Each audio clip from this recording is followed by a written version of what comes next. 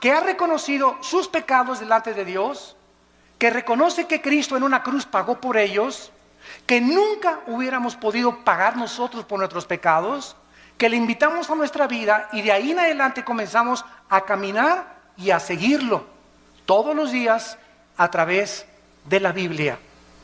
Jesús dijo: escudriñen las Escrituras porque ellas dan testimonio de mí.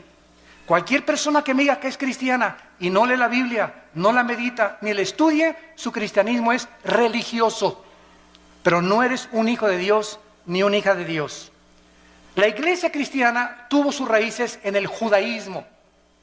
El Señor Jesucristo fue judío. Los primeros apóstoles fueron judíos.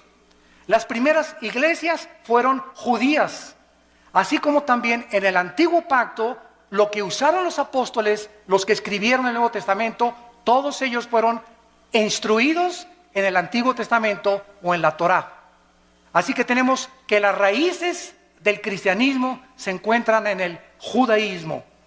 En Hechos capítulo 2 encontramos el primer retrato en la Biblia de lo que es una iglesia cristiana, actitudes que debemos de mantener nosotros también y conservar. Dice Hechos 2:42: y perseveraban en la doctrina de los apóstoles. O sea, los primeros cristianos del siglo primero eran discípulos, no eran del domingo nada más, sino que entre semana tomaban estudios con los apóstoles, venían al diplomado, tomaban estudios entre semana, no eran personas de domingo nada más. Los cristianos de domingo nada más son los religiosos, pero no los cristianos. Los cristianos no se conforman con una palabra de Dios el domingo, anhelan, aman, tienen un hambre por la verdad, tienen una pasión que Dios ha encendido en sus corazones como un fuego inextinguible por conocer a Dios. Y si tú no tienes ese fuego que arde dentro de tu vida por conocer a Dios y conocer la verdad, estás muy lejos de llamarte cristiano. Dice la Biblia a continuación que también en la comunión unos con otros, se juntaban unos con otros, comían unos con otros, cenaban unos con otros. Si tú eres cristiano, tus mejores amigos son cristianos. Si tú eres cristiano y tus mejores amigos no son cristianos, no eres cristiano. No significa que no les vas a hablar, pero el cristiano comienza a buscar amistades cristianas que te ayuden a crecer, te identificas con ellos, porque qué comunión hay entre la luz y las tinieblas. Entonces es imposible, ¿verdad?, que una persona que no camine con Cristo pueda identificarse con una persona que camina con Cristo, porque son intereses totalmente diferentes. Dice la Biblia en el partimiento del pan, o sea, en la Santa Cena y en las oraciones. Estas características eran importantes porque después de que se formó la iglesia, vino la persecución. El mundo dio a Cristo, el mundo crucificó a Cristo, el mundo también tendría que perseguir a los que siguieran a Cristo. Y no ha cambiado las cosas desde hace 20 siglos. Dice la Biblia en el capítulo 7 de los Hechos, versículo 54 al 60. Oyendo estas cosas, se enfurecían en sus corazones y crujían los dientes contra él. Pero Esteban, lleno del Espíritu Santo, puesto los ojos en el cielo, vio la gloria de Dios y a Jesús que estaba a la diestra de Dios, y dijo: he aquí veo los cielos abiertos y al Hijo del Hombre que está a la diestra de Dios. Entonces ellos, o sea, los religiosos, dando grandes voces, se taparon los oídos y arremetieron con él. Versículo 59, y apedreaban a Esteban mientras él invocaba y decía: Señor Jesús, recibe mi espíritu. Y puesto de rodillas clamó a voz: no les tomes en cuenta este pecado, Señor. Y habiendo dicho esto, durmió. Porque de acuerdo a la Biblia, los cristianos no morimos en el sentido de que nuestra existencia cesa. Cuando un cristiano se muere, pasa a otra dimensión. Pasamos a otro plano de descanso eterno de nuestra alma. No dejamos de existir porque somos eternos, porque tenemos al Espíritu de Dios viviendo dentro de nuestra vida. La persecución arreció contra los cristianos. Primero vinieron las advertencias, les prohibimos que prohíban este evangelio. Después los torturaron, comenzaron los azotes, y después la muerte. El primer mártir, lo acabamos de leer, se llamó Esteban. La persecución oficial contra la iglesia cristiana comenzó en el año 64 después de Cristo por el emperador romano Nerón. Duró 6 días y 7 noches. Nerón asesinó a 2 millones de cristianos. Ellos fueron quemados en los parques públicos, los echaban a perros rabiosos, los metían a un coliseo donde abrían la puerta a los leones, a los tigres, a las hienas, a perros rabiosos, para que ahí se los comieran y los deshicieran. Y desde ahí en el Coliseo romano los cristianos, cuando Nerón estaba desde su trono mirando todo, les gritaba: ¿por qué ustedes no me reconocen que yo soy Dios? Y decían los cristianos: solo hay un Dios, el Dios y Padre de nuestro Señor Jesucristo. Y los cristianos del siglo I veían cómo venía el león y le arrancaba a su hijo de 5 años la cabeza enfrente de ellos. ¿Qué harías tú? Y venía el tigre y despedazaba a tu esposa. Y después venían contra ti las fieras. ¿Saben una cosa? Estaban tan llenos del Espíritu Santo que ellos sabían: ok, llega y le arranca el león la cabeza a mi hijo. ¿Cuánto va a sufrir mi hijo? 30 segundos máximo.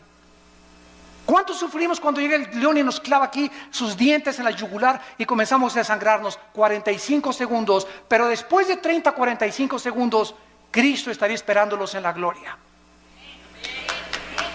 Cristo estaba esperándolos. La resurrección de Cristo, el hecho de que supieran que Cristo había resucitado de los muertos, fue lo que les impulsó y lo que les llenó de ánimo y de valor para enfrentarse a la muerte. Y dice en Apocalipsis 12 que le hemos vencido porque menospreciamos nuestras vidas hasta la muerte. Para el cristiano el morir es Cristo y el morir es ganancia. Podemos vivir para Cristo, pero cuando morimos, ¿qué es lo máximo que nos puede pasar?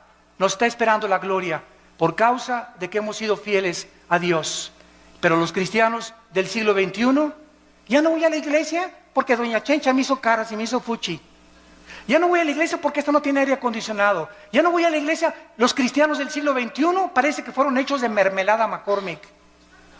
Duermen en camas de cera, carros con aire acondicionado, casas con calefacción. Y ahora, como lo vamos a ver más adelante, ahora hasta los predicadores del siglo XX piden ya hospedarse en hoteles 5 estrellas, a que los reciban a la limusina en el aeropuerto y que les den $500 la noche. Y los cristianos del siglo I, el ejemplo que nos dejaron Pablo en caballo, en azotes, en persecuciones, en trampas. Vean la Biblia, estos eran los cristianos que marcaron y pavimentaron el camino para la iglesia que somos nosotros. Pero nos hemos tan mal acostumbrado, estamos tan consentidos los cristianos del siglo XXI que ya se nos ha olvidado que no solamente fuimos llamados a creer en Cristo, sino que fuimos llamados a sufrir por Cristo también. Dice la Biblia que después de la persecución fueron esparcidos por todos lados y el Evangelio comenzó a expandirse a Europa, a África del Norte y al Medio Oriente. Después se murieron los apóstoles y surgieron los padres de la iglesia, que se llamó los padres apostólicos en el siglo II y III después de Cristo. Se caracterizaron por comenzar a ser discípulos. Los apologistas defendieron la fe, los polemistas defendieron las herejías y los teólogos estudiaban la teología para acabar con las herejías que estaban entrando al cristianismo. Ahorita en el cristianismo, en el siglo XXI, yo que estoy viajando por todo el mundo ahora, me doy cuenta la condición tan patética, tan lastimera y tan triste en la que viven la mayoría de los cristianos.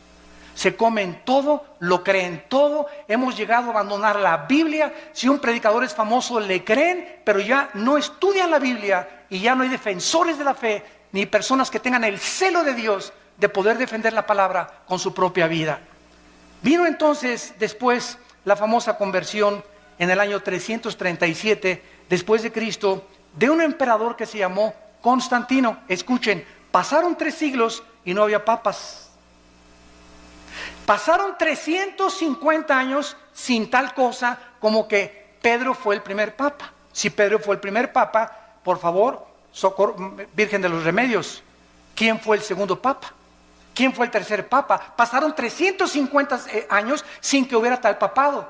El emperador Constantino nombró al obispo de Alejandría y de Constantinopla pontífice.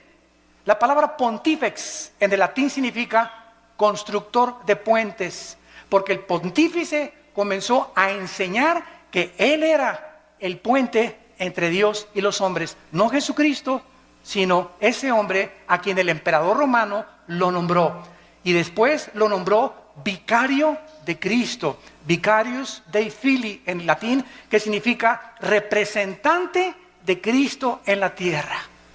Bueno, el emperador romano Constantino iba el 27 de octubre del año 330 más o menos a Milvain en una batalla, y en el cielo vio una cruz. Él dice que vio una cruz que le dijo: signos vincitoris crucifix, bajo este signo vencerás. Constantino cesa la persecución del Imperio Romano contra los cristianos, ya no los persiguen a los cristianos, y él absorbe el cristianismo constantino como la religión oficial del Imperio Romano. Y desde Constantino a nuestros días, los cristianos son por herencia y por tradición, y no porque han nacido de nuevo. Mi mamá fue católica, yo soy católico. Mi papá es budista, yo soy budista. Y así los padres heredan la religión sin que los hijos se hayan convertido a Cristo verdaderamente. Quiero decirles que Teodosio en el año 395 hizo oficial el decreto, y ahora los cristianos, todos absolutamente, por ser hijos de padres cristianos, eran cristianos también. Vinieron después, en el siglo 9 y 10, en el año 1095, las cruzadas. El Vaticano, para recobrar la Tierra Santa de los musulmanes, ordenó 7 cruzadas en total. El papado apareció por primera vez hasta el siglo VI. 600 años pasaron sin que hubiera un jefe representante de todos los cristianos en el mundo. Alcanzó su cenit el papado en el siglo XIII, y desde entonces hasta el siglo XVIII ha comenzado a menguar la influencia de Roma sobre el pueblo. La palabra papa significa pater en el latín, que fue aplicada a los padres de la iglesia. En el año 500 después de Cristo comenzó a limitarse al obispo de Roma nada más, y después se convirtió en el papa o en el jefe de todo el Sacro Imperio Romano. Durante 500 años, repito, no hubo papas. El primer papa, apúntalo, fue Gregorio I. El primer papa funcionando desde el Vaticano en el año 590 después de Cristo fue Gregorio I. Cuando el papa asumió el Vaticano, cerraron la Biblia y se hizo un decreto que nadie podía leer la Biblia. Le pusieron un candado a las escrituras más que con el permiso del Vaticano. Muy bien, cerraron la Biblia, y entonces los hombres comenzaron a introducir al cristianismo más de 30 herejías. Permítanme leerles algunas de ellas. En el año 375 después de Cristo comienzan a decir el obispo que a los santos son intercesores de nosotros. En el año 450 se establece el celibato sacerdotal, que un hombre para servir a Dios no necesita estar casado, necesita estar soltero para servir a Dios. De ahí viene el grande problema de la pederastia, que últimamente han culpado a millones de personas y de obispos y cardenales que han protegido a muchos curas que violan a los niños menores de edad. ¿Por qué? Porque los pobres sacerdotes, ¿verdad?, les prohíben casarse, y ahorita se calcula que el 80% de los sacerdotes en el mundo tienen una esposa, a escondidas, de luego debajo de la cama la tienen ahí guardada. Y la mayoría de ellos tienen hijos también, porque el Vaticano no ha querido entender que la Biblia en 1 Timoteo capítulo 3 ordena, la Biblia ordena que los hombres de Dios es mejor que estén casados. Entonces ese fue un invento que se lo sacaron de la manga, el celibato sacerdotal. En el año 666 viene la extrema unción, que si una persona está agonizando y se va a morir, y llega un sacerdote y le ponen el santos óleos, la persona ya no tiene por qué irse al purgatorio, porque se le da la extrema unción. Si una persona se fue un pecador, borracho, parrandero y jugador, pero antes de morir le echan aceite, el sacerdote se salva del infierno. En el año 850 establecieron el agua bendita, que cualquiera que metiera la mano a la pilita y se hiciera el signo de la cruz, ya lo protegían los ángeles. En el año 1190 se comienza a vender la salvación, que el que diera más dinero al Vaticano se le daban 15,000 años de indulgencias en el purgatorio. En el año 1215 después de Cristo, se introduce la transubstanciación, que el sacerdote tiene el poder mágico de tomar una hostia y convertir la hostia en el cuerpo y la sangre de Jesucristo, y que cuando la persona toma la hostia está recibiendo a Jesucristo. Se lo recibe el domingo, se le sale de lunes a sábado y se le vuelve a meter el domingo. Digo, es que si seguimos una línea de lógica elemental, es absurdo, pero ¿cómo es que millones de personas lo han creído? ¿Cómo es posible esto? Es que Cristo estableció la Santa Cena, claro, pero Él no dijo que al recibirlo, lo recibíamos a Él. Él dijo, esto representa mi cuerpo que es partido, hacelo en memoria de mí. Nunca dijo que teníamos que recibirlo a través de eso. Bueno, esta transubstanciación va en contra de todo el libro en el Nuevo Testamento de los Hebreos, donde la Biblia dice que los sacrificios y todas las cosas fueron suspendidas y que en una sola ofrenda Cristo, al morir en la cruz, Él ha pagado por todos nuestros pecados. Después la iglesia introduce la misa con la transubstanciación. ¿Saben ustedes lo que es la misa? Yo le he preguntado con mucho respeto, se los digo, y vuelvo a repetir, estoy hablando la pura historia. La misa, el 95% de los católicos no sabe qué es la misa. Todos dicen que es la Eucaristía o que es la hostia. De acuerdo al Segundo Concilio de Trento, apúntalo. El Segundo Concilio de Trento estableció la misa es la repetición del sacrificio de Cristo por los vivos y por los muertos. Cuando el padre entra al altar, levanta la hostia, y yo me acuerdo cuando yo fui acólito, me acuerdo todavía del latín, el padre dice, me introduzco al altar de adeum qualifica juventudes meam, quera mis pea, quera mi idea, quera mi repulistis. Me introduzco al altar de Dios a ofrecer el sacrificio por los vivos y los muertos. En otras palabras, lo que Cristo hizo en la cruz, se lo brincan. Y están matando a Cristo, volviendo a repetir el sacrificio de Cristo por los vivos y por los muertos. Esto es lo que es la misa. Por eso a los cristianos se nos prohíbe en Efesios 5, en 2 Corintios capítulo 6, que no hay comunión entre la luz y las tinieblas. No podemos los cristianos participar de un rito donde están ofendiendo lo que hizo Cristo en la cruz del Calvario. En el año 1303 se declara la peor de las herejías, que fuera de Roma no hay salvación. Que es la iglesia la que salva, no Cristo. La iglesia romana es la única que puede salvar. 1546 se agregan a la Biblia los libros apócrifos, que son más de 11 libros que no fueron aceptados como el canon de los padres apostólicos. En 1860 se declara la infalibilidad papal. ¿Qué significa? Que el Papa no puede cometer errores al hablar ni al dar una encíclica. Lo que el Papa dice es Dios hablando. En 1860 se decretó que la misa, fíjense ustedes, que el Papa es infalible, que no puede equivocarse.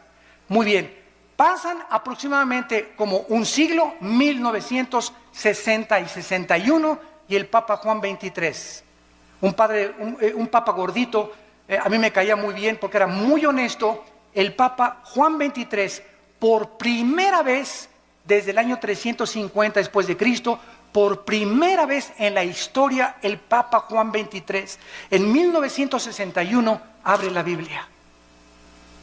Y comienza a leer y comienza a decir, ah caray, ah Chihuahua, cuánto apache. Dios mío, pero ¿qué es esto? Dios mío, pero ¿qué es esto? Dios mío, pero este libro lo hemos abandonado. Y entonces el Papa Juan XXIII manda quitar la misa en latín. Y ya no se da en latín la misa. Ustedes que son de los 50 o que eran niños en aquella época se acordarán que entrábamos a la misa y era en latín. Ahora es en cualquier lado. El Papa Juan XXIII manda quitar las imágenes de las iglesias. Porque él se da cuenta que los santos no merecen nuestra adoración. ¿Cómo nos vamos a hincar delante de una estatua? Y manda quitar las estatuas de todas las iglesias. Hay muchas que lo siguen todavía llevando porque son iglesias muy radicales. Pero el 80% de las iglesias católicas en el mundo ya no tienen imágenes más que de María de vez en cuando. El Papa se declara infalible. En 1634 se promulga que solo el Papa puede decir quién es santo y quién no es santo en la famosa canonización. Que si una persona se muere, el Vaticano investiga si esa persona nunca rompió un plato. O si esa persona hizo un milagro, para que se le pueda decir que es santo. Si tú lees el Nuevo Testamento, y les digo a todos mis hermanos católicos en el mundo que nos escuchan, que son verdaderamente cristianos, todas las epístolas a los Corintios, a los Efesios, a Filipenses, a Colosenses, a Tesalonicenses, comienza Pablo a los santos de Corinto, a los santos de Filipo, a los santos de Efeso. La Biblia nos declara santos en vida, no después de muertos. ¿Por qué? Porque la palabra santo no significa que seamos buenos. La palabra agios en el griego, que se tradujo santo, significa apartados para el servicio de Dios. De buenos no tenemos nada más que a Jesús dentro de nosotros, porque somos unidos dentro de maldad. Y por eso no podemos confiar en la maldad tan grande que tenemos dentro todos nosotros. Lo único bueno que existe en nosotros es la vida de Jesús. Por eso el Espíritu Santo quiere que dejemos vivir a Cristo y morir nosotros a la carne y crucificar nuestras pasiones y deseos para que la vida de Jesús se pueda manifestar a través de nuestra carne mortal. Esa es la vida cristiana, dejar vivir a Jesús mi vida. No ya yo, sino Cristo vive en mí. Y lo que vivo ahora en la carne, lo vivo en la fe por el Hijo de Dios. En el año 2000, que nos toca a todos nosotros, el Papa Juan Pablo II declara a María corredentora junto a Cristo de nuestra salvación. No solamente Cristo murió por nuestros pecados, María también. Los cristianos, déjenme decirles, respetamos a la Virgen María, más que cualquier católico. Los católicos le han dicho de los remedios, de los lagos, de Zapopan, de la Macarena, de los remedios, y le han puesto nombres de Guadalupe, y la Virgen no se llama Lupita, ni se llama de Zapopan, la Virgen se llama María. Y nosotros la respetamos como la madre de Jesús y como una mujer increíblemente humilde. Pero ella no murió por sus pecados. Ella en Lucas capítulo 2, y esto está en las Biblias católicas, dice: me regocijo en Jesús mi Salvador. María le llama a su hijo su Salvador. ¿Cómo es posible que podamos creer que ella también está pagando por ella no fue crucificada? Es Cristo el único que merece la gloria, el Hijo de Dios. Ante estas barbaridades y estas herejías, que la mayor parte de las personas están ciegas, solamente cuando se nos caen las vendas y leemos la Biblia, nos damos cuenta que tenemos que escoger a quién le hacemos caso, a la Biblia o a los hombres, a los que nos enseñaron estas barbaridades sin tener apoyo en la Biblia, o le hacemos caso a la palabra de Dios. En Gálatas 1, del 6 al 8, dice la Biblia que si alguien anuncia otro evangelio, o si alguien predica otra verdad que la que no está en la Biblia, queda bajo maldición. En 1 Timoteo capítulo 6, del 3 al 5 dice: si alguno enseña otra cosa y no se resume solamente y conforma a las palabras sanas de Jesucristo, nada sabe, está envanecido, delira acerca de cuestiones, contiendas donde nacen envidias, pleitos, disputas de hombres necios, pervertidos, que han desechado la verdad de Jesucristo. La Biblia es la única guía, la única lámpara, la única luz que nosotros podemos tener. Sea la Biblia veraz, sean los hombres mentirosos. Después de esto vino la famosa Inquisición, que fue el colmo de Roma. Las matanzas y masacres contra todos los que se decían cristianos, los que no se sujetaban a Roma y al Vaticano, los que leían sin permiso la Biblia, como a miles de judíos y enemigos en 1198 después de Cristo. En el año 1198 después de Cristo, el Papa Inocencio III, apúntalo, Inocencio III ordena asesinar y exterminar a todos los que no le obedecían a él y no a la Biblia. Se confiscaban los bienes de las personas, los bienes materiales de las víctimas, los cuales pasaron a ser propiedad del Vaticano. Francia, España, Italia y Alemania y los Países Bajos sufrieron los errores en el nombre de Dios. Se comenzó a matar a la gente en el nombre de Dios. La religión, no el cristianismo. Por eso comenzamos poniendo las bases. El hecho que lo hayan hecho en el nombre de Dios no era el Dios de la Biblia, era el Dios que ellos han inventado. Solo en los años 1540 a 1570, el Vaticano asesinó a más de 1 millón de personas, más de 1 millón de personas en el nombre de Cristo. El Vaticano usó la Inquisición para mantener su poder. Y en el siglo XVIII, el Vaticano era el estado más millonario y rico de toda Europa.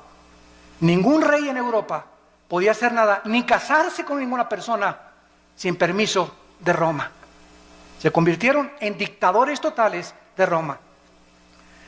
En este tiempo se levantaron 4 hombres de Dios. Petrarca, en el siglo XII y en el siglo III, caudillo del Renacimiento italiano. Petrarca se paró enfrente del Vaticano y les gritó: cueva de ladrones, cueva del infierno. Lo crucificaron. Juan Wycliffe, profesor de la Universidad de Oxford, Inglaterra, predicó contra la tiranía espiritual del clero, se opuso a los papas, a los cardenales, a los monjes y defendió el derecho de que el pueblo podía leer la Biblia. Lo asesinaron. Juan Hus, rector de la Universidad de Praga, discípulo de Wycliffe, predicador intrépido, ataca los vicios del clero y el estado corrompido del Vaticano, condenó la venta de la salvación, de las indulgencias, rechazó la enseñanza del purgatorio que no está en la Biblia, fue quemado vivo, y los que seguían a Hus los condenaron a muerte en la hoguera por órdenes del Vaticano. Giacomo Savonarola, originario de Florencia, Italia, denunciaba como un profeta hebreo el sensualismo, los vicios y los pecados del Vaticano, porque a los 12 años de edad comenzaron a nombrar papas. Había papas que tenían 12 años de edad, eran niños y los hicieron papas y nombraron a más del 45% homosexuales. Jefes de la iglesia y representantes de Dios en el mundo. Giacomo Savonarola quiso acercarse al Papa Alejandro VI, apúntalo, el Papa Alejandro VI le dice a Giacomo Savonarola: te ofrezco hacerte cardenal si te callas la boca. Él dijo: no me callo. Lo ahorcaron y lo quemaron en la Plaza Mayor de Florencia, 19 años antes que Martín Lutero publicara sus 95 tesis en la Catedral de Wittenberg, Alemania. Y así llegamos al año 1550, 1546-50, cuando un monje llamado Martín Lutero vivía en Alemania y quería ser monje, un hombre sincero. Y pasó por Alemania un hombre llamado Juan Tetzel. Y Lutero oyó desde el convento donde él estaba recluido que este hombre que envió el Vaticano traía una caja y pasó por todas las calles de Berlín y por todas las calles de Alemania anunciando: en el momento que ustedes pongan un chelín en la bolsa que traigo aquí en esta cajita, el Vaticano les va a quitar 5,000 años de purgatorio. Cuando Lutero oyó que el Vaticano estaba vendiendo la salvación, se horrorizó. Y entonces, de alguna manera, una Biblia llegó a sus manos y leyó en Romanos 1:17: el justo por la fe vivirá. No por las obras ni por lo que demos a la iglesia, sino por lo que Cristo hizo en la cruz. Entonces él se levantó totalmente del monasterio, se salió y fue a la catedral de Wittenberg y escribió Lutero las 95 tesis que decían: esto dice la Biblia, esto dice el Vaticano. Lo clavó en la catedral de Wittenberg en Alemania, pues se armó la revolución. Agarraron las tesis, se las mandaron al Papa, y pues ya saben ustedes, ¿verdad?, que lo mandan llamar a Martín Lutero, y el Papa Sixto IV, en el año 1476, había iniciado la doctrina de que se podía comprar la salvación con dinero. ¿Se parece a la iglesia del siglo XXI? Al ratito llegamos para allá. La venta de estas indulgencias era un permiso para pecar. O sea, tú puedes ser adúltero, tú puedes fornicar antes de casarte, pero si das dinero, se te perdonan los pecados. En 1517, Juan Tetzel comenzó a perdonar a todo mundo, y en el 31 de octubre de 1517, Martín Lutero clava las 95 tesis en Alemania. El Papa León X excomulga a Lutero, porque Roma podía mandar al infierno a los que ellos querían. Se llama la excomunión. Y le dijo a Lutero: te damos un mes, Lutero, para que te retractes de lo que acabas de decir. Lutero quemó públicamente la bula papal del Papa, y entonces Carlos V, emperador del Sacro Imperio Romano, Alemania, Austria, España y Países Bajos, invitaron a Lutero para que se presentara y se negara de lo que él había dicho. Lutero llegó y estaban como 100 cardenales del lado derecho, como 100 cardenales del lado izquierdo, y el Papa sentado en su trono. Y le dijo el Papa enfrente de todos el juicio que le hicieron: Martín Lutero, niegas lo que tú escribiste. Y Lutero llegó con la Biblia.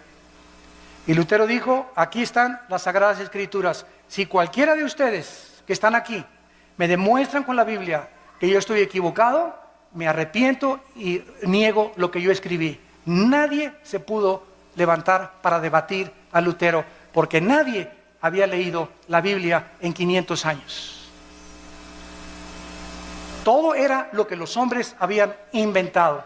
Lo declararon muerto a Lutero, lo sentenciaron a muerte el Vaticano, y entonces los amigos o los príncipes alemanes le escondieron y le protegieron. En 1529 el Vaticano prohíbe las enseñanzas luteranas y les llama a los que seguían a Lutero protestantes. Por primera vez, por protestar contra lo que el Vaticano enseñaba. En el año 1559 había más de 400,000 protestantes y les cambiaron el nombre a hugonotes. El Papa Paulo III ordena el exterminio y funda un grupo llamado los jesuitas. Los jesuitas, dirigidos por un hombre soldado llamado capitán del ejército Ignacio de Loyola, para que él tuviera la autoridad del Vaticano con el ejército de los jesuitas de matar a todos los que leyeran la Biblia. Ir de casa en casa, y el que tuviera una Biblia, los jesuitas lo asesinaban y le quitaban la vida. Catalina de Médicis, madre del rey, ordenó matar el 24 de agosto de 1572 a más de 700,000 cristianos en un solo día. En memoria de la matanza, mandó el Vaticano acuñar una moneda que se llamó la moneda de Médicis, para celebrar que habían matado a 700,000 cristianos. Bueno, en 1607 viene toda la persecución en Europa. ¿Y qué hacen los cristianos en Europa? Se van a Inglaterra, huyendo del Vaticano, y agarran barcos, y entonces los cristianos comienzan a navegar y llegan a Estados Unidos. En el año 1607 llegaron los puritanos al estado de Virginia. En 1639 llegaron los bautistas al estado de Virginia, en Rhode Island, bajo el liderazgo de Roger Williams. En 1681 llegaron los cuáqueros al estado de Pensilvania. Y todos estos grupos que llegaron a Estados Unidos llegaron a América con la Biblia. Todos venían con la Biblia. ¿Se acuerdan la televisión, la serie que había que se llamaba Los Pioneros? Estados Unidos es la primera nación en el mundo, en la historia, la primera nación fundada en este libro. La Constitución la hicieron basada en la Biblia, a las monedas les pusieron In God We Trust, en Dios confiamos, y todo comenzó a crecer con la palabra de Dios. Después vinieron las misiones, y tenemos las vidas como David Livingstone, Hudson Taylor, que se fueron a la China a evangelizar a los chinos, a Guillermo Carey a la India, Morrison, Moffat, todos estos hombres que dejaron el confort de sus vidas y se fueron a predicar el evangelio al mundo entero. Y entonces llegamos al siglo XIX, o el siglo, finales del siglo XIX, principio del siglo XX, cuando comienza la apostasía de las iglesias protestantes o cristianas, como les llamamos ahora, evangélicas. A mediados del siglo XIX, escúcheme con cuidado, todas las principales universidades norteamericanas, escuchen, Harvard, Princeton y Yale, fueron fundadas por pastores. Las más grandes universidades del mundo ahorita, Princeton, Yale y Harvard, fueron fundadas por pastores con principios de la Biblia. Pero ¿qué sucedió? Que comenzaron a mandar a los estudiantes a Europa. Y en Europa en el siglo XX comenzó el racionalismo francés y el ateísmo alemán, donde Jacques Rousseau y todos los grandes ateos del siglo XX comenzaron a atacar la Biblia, y los cristianos que venían de Europa, estudiantes que llegaron a enseñar en los seminarios teológicos norteamericanos, comenzaron a introducir todas las herejías del racionalismo filosófico europeo, y comenzó a leudarse poco a poco las iglesias protestantes o las iglesias evangélicas. Quiero nombrarles a ustedes las 8 verdades fundamentales del cristianismo, los 8 pilares sobre los cuales debe estar edificada una iglesia o una persona que es cristiana. Número 1, la inspiración de la Biblia como la única regla de fe y conducta. Solo la Biblia es nuestra regla de fe y conducta, no la Biblia más los sacramentos, la Biblia más la perla de gran precio, como los mormones, la Biblia más doctrinas y convenios de los mormones, la Biblia más las enseñanzas de la atalaya, como los testigos de Jehová. Todas las sectas se caracterizan por la Biblia más otra cosa. El cristiano es solo la Escritura, solo la Biblia, solo la fe.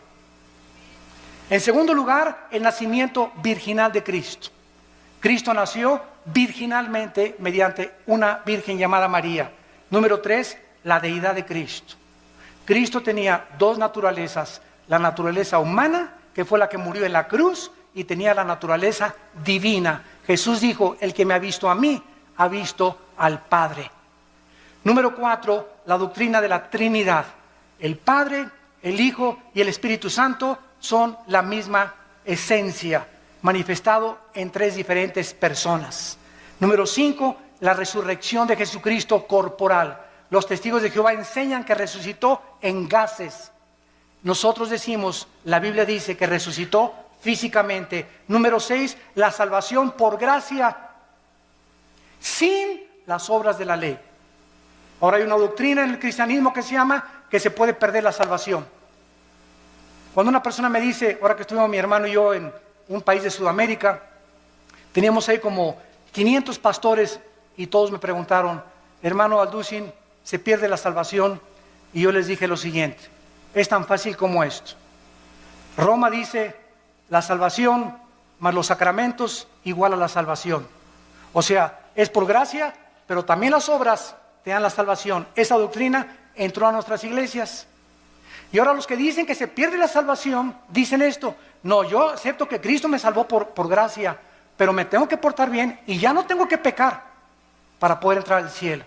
O sea, están agregándole méritos a la obra de Cristo. Hay 5